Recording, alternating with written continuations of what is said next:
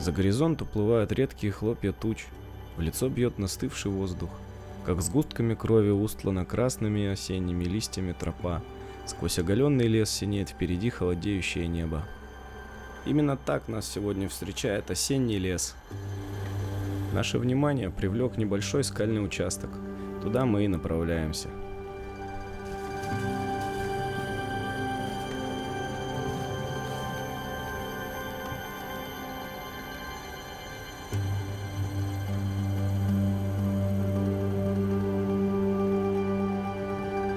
Первое, что бросается в глаза, это не совсем старый пень, так удобно расположенный рядом с нашим будущим укрытием.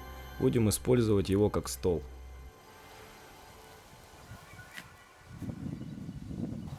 Наш сегодняшний набор провизии очень прост, но от этого он еще вкуснее. Буханка хлеба, несколько томатов, сладкий красный перец и драники. А чай сегодня мы решили взять в термосе из дома. После того, как все вещи были разложены по своим местам, мы сразу же приступили к очистке нашего лагеря от крупного сора. Сухие ветки складываем отдельно от гнилых, они еще пригодятся для строительства и в качестве растопки для костра.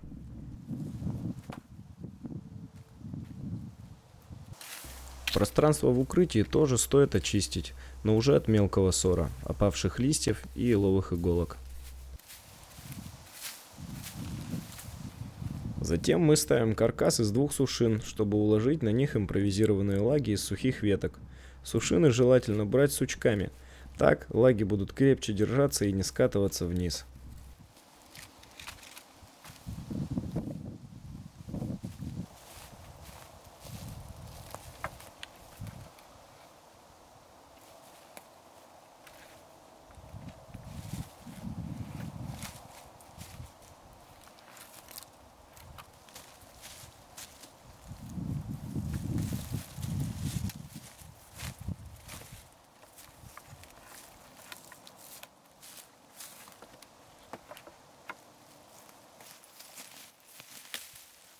Для строительства крыши будет использован еловый лапник. Его можно взять с упавшей елки или пихты.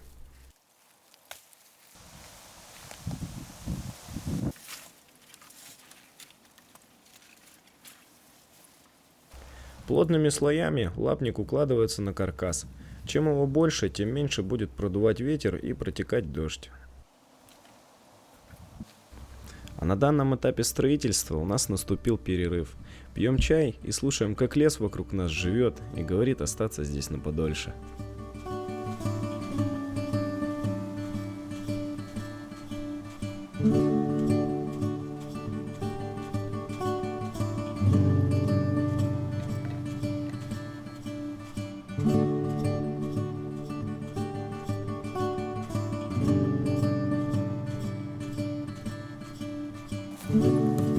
Поднялся небольшой, но уверенный ветерок. Решили положить несколько жердин поверх лапника, чтобы его не сдуло в самый неподходящий момент.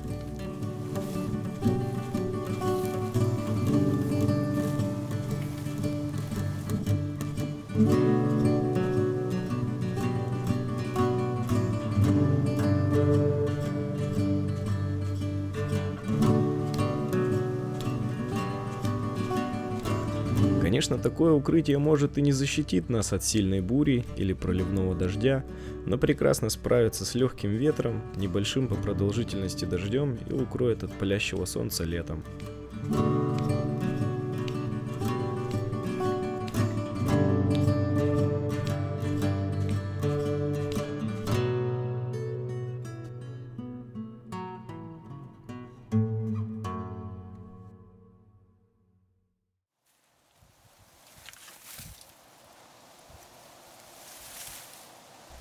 Теперь осталось только застелить пол лапником и постелить на него плед, чтобы сидеть и лежать было мягко и тепло.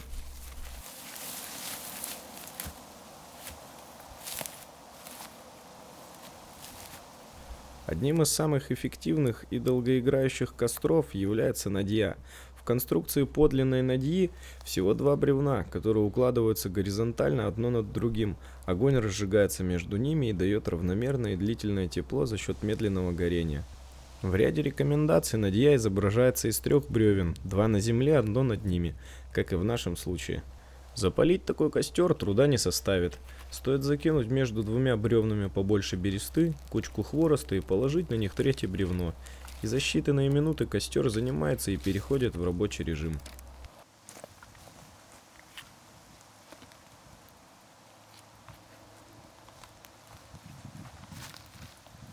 Еще на таком костре очень удобно готовить. Кстати, о готовке. Перцы режутся пополам, чистятся и кладутся прямиком на сковородку. Следом идет сыр и помидор. Запекать это блюдо стоит до того момента, как расплавится сыр.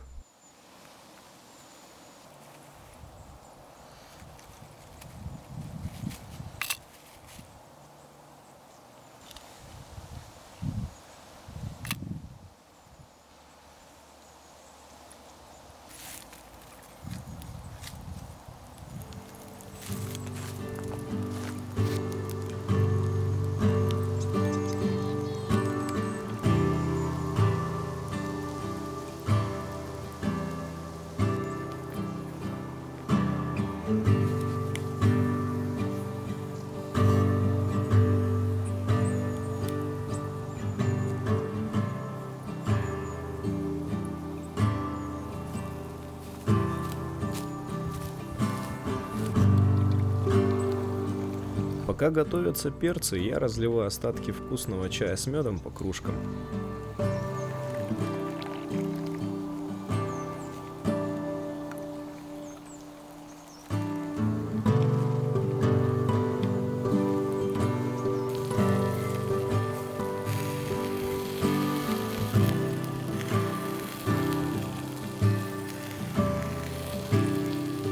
Следом за перцами я отправляю в сковороду привезенные из дома вкусные, но уже успевшие остыть драники для того, чтобы их подогреть.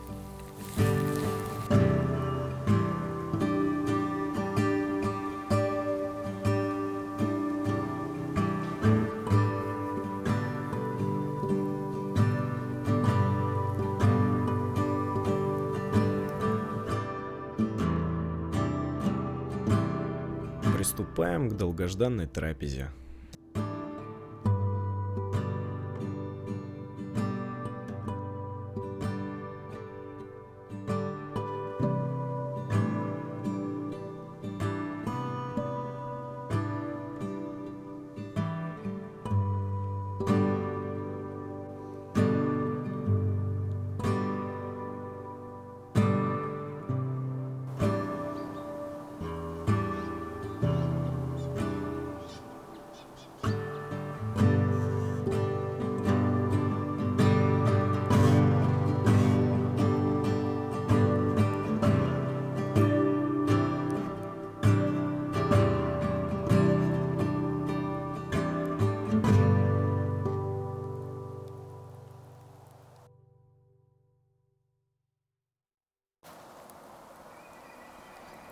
Наш костер практически догорел, и световой день уже подходит к своему концу. Пора собираться домой.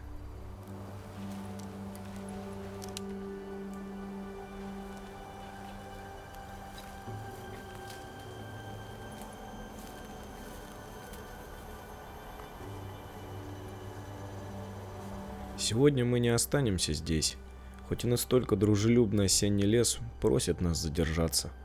Но мы не уходим навсегда, и когда-нибудь точно сюда вернемся.